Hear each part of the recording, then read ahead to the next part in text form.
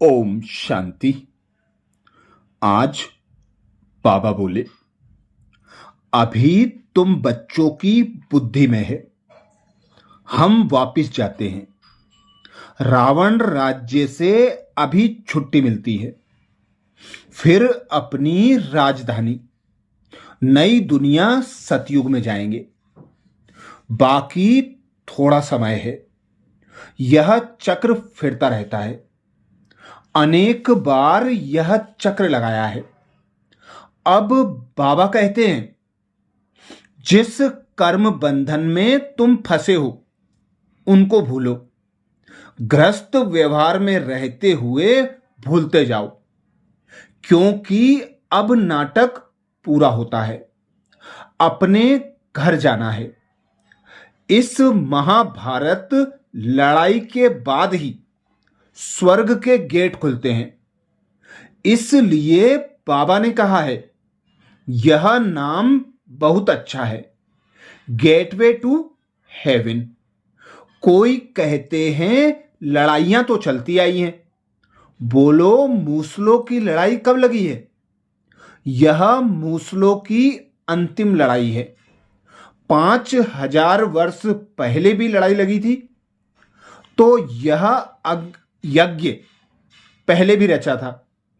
इस पुरानी दुनिया का अब विनाश होना है। नई राजधानी की स्थापना हो रही है। स्वयं बाबा आकर नई दुनिया की स्थापना करा रहे हैं। आगे बाबा कहते, तुम यह रूहानी पढ़ाई पढ़ते हो राजाई पाने के लिए। तुम्हारा धंधा है रूहानी। जिस्मानी विद्या तो काम आनी नहीं है। शास्त्र भी काम नहीं आएंगे। तो क्यों ना इस धंधे में लग जाना चाहिए। बाप तो विश्व का मालिक बनाते हैं। यह कमाई साथ चलने की है। मौत तो सिर पर खड़ा है। पहले हम अपनी पूरी कमाई कर ले में। यह कमाई करते करते बाबा कहते, दुनिया ही विनाश हो जानी है। तुम्हारी पढ़ाई पूरी होगी, तब ही दुनिया का विनाश होगा। तुम जानते हो, जो भी मनुष्य मात्र है, उनकी मुट्ठी में है भुंगरे, अर्थात चने। उसको ही बंदर मिसल पकड़े बैठे हैं। अब तुम रत्न ले रहे हो। इन भुंगरों अर्थात चनों से ममत्व छोड़ो। जब अच्छी रीति समझते हैं, तब भुंगरों की मुट्ठी को छोड़ते हैं। यह तो सब खाक में मिल जाना है। आगे बाबा बोले, अब तुम बच्चों को यह मालूम पड़ गया है, सतयुग में पवित्र राजाओं का राज्य था। बहुत सुखी थे। फिर अपवित्र राजाएं भी बनते हैं। ईश्वर अर्थ दान पुण्य करने से उनको भी ताकत मिलती है। अभी देखो, प्रजा का प्रजा पर राज्य है, लेकिन यह कोई भारत की सेवा नहीं करते। भारत की अथवा दुनिया की सेवा तो एक बेहद का बाप ही करते हैं। अब बाप बच्चों को कहते हैं, मीठे बच्चे, अब हमारे साथ मददगार बनो। कितना प्यार से समझाते हैं। देही अभिमानी बच्चे समझते हैं, देह अभिमानी क्या मदद कर सकेंगे, क्योंकि वे तो खुद ही माया की जंजीरों में फंसे हुए हैं। अब बाबा का डायरेक्शन है कि सबको माया की जंजीरों से, गुरुओं की जंजीरों से छुड़ाओ। तुम्हारा धंधा ही है यह।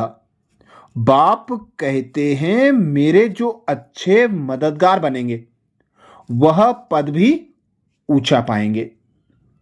बच्चे अब जानते हैं कि सुख और दुख किसको कहा जाता है। इस जीवन में सुख कब मिला है और दुख कब मिलता है, सो सिर्फ तुम ब्राह्मण ही नंबरवार पुरुषार्थ अनुसार जानते हो। यह है ही दुख की दुनिया। इसमें थोड़े टाइम के लिए दुख सुख स्तुति निंदा सब कुछ सहन करना पड़ता है। इन सब से पार होना है। कोई को थोड़ी गर्मी लगती तो कहते हम ठंडी में रहें। अब तुम बच्चे तो गर्मी में अथवा ठंडी में सर्विस करते हो। इस समय यह थोड़ा बहुत दुख भी हो तो कोई नई बात नहीं। यह है ही दुखधाम। अब तुम बच्चों को सुखधाम जाने के लिए पूरा पुरुषार्थ करना है। यह तुम्हारा मोस्ट वैल्यूबल समय है। इसमें बहाना चल ना सके।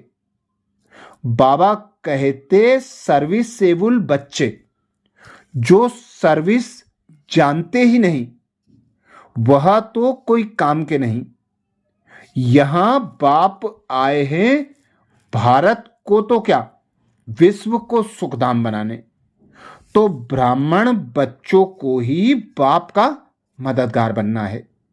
बाप आया हुआ है तो उनकी मत पर चलना चाहिए।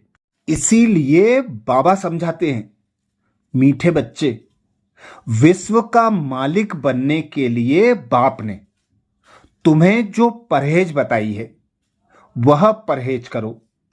याद में रहकर भोजन बनाओ, योग में रहकर खाओ। बाप खुद कहते हैं, मुझे याद करो तो तुम विश्व के मालिक फिर से बन जाएंगे। बाप भी फिर से आया हुआ है। अब विश्व का मालिक बच्चों को पूरा पूरा बनना है। फॉलो फादर मदर करना है। सिर्फ फादर तो हो नहीं सकता। सन्यासी लोग कहते हैं हम सब फादर हैं, आत्मा सो परमात्मा है। वह तो रॉन्ग हो गया।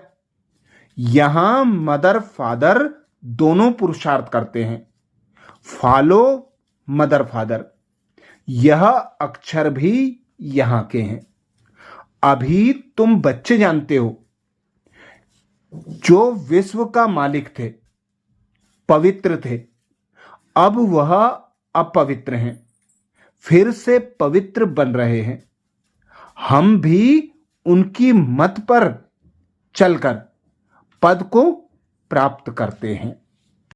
आज प्यारे बाबा ने हम बच्चों को वरदान दिया, श्रेष्ठ सेवाधारी भव, जिसके लिए बाबा बोले, संकल्प को भी चेक कर व्यर्थ के खाते को समाप्त करने वाले श्रेष्ठ सेवाधारी भव। संकल्प को भी चेक कर व्यर्थ के खाते को समाप्त करने वाले श्रेष्ठ सेवाधारी भव, जिसके लिए बाबा ने सहज युक्ति बताई। श्रेष्ठ सेवाधारी वह है जिसका हर संकल्प पावरफुल हो।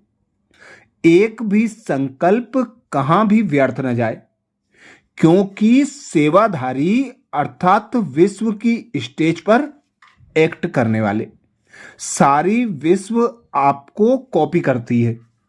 यदि आपने एक संकल्प व्यर्थ किया तो सिर्फ अपने प्रति नहीं किया, लेकिन अनेकों के निमित्त बन गए। इसलिए अब व्यर्थ के खाते को समाप्त कर श्रेष्ठ सेवाधारी बनो।